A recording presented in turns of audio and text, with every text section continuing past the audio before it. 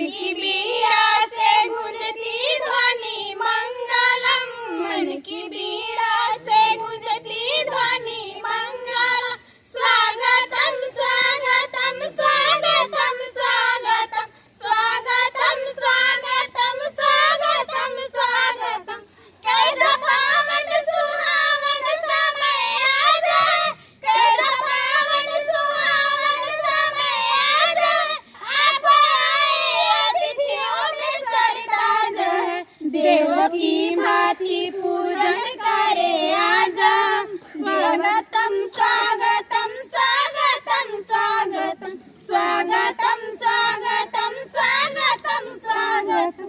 मन की बगिया से हमने है कलियां चुनी, मन की बगिया से हमने है कलियां चुनी।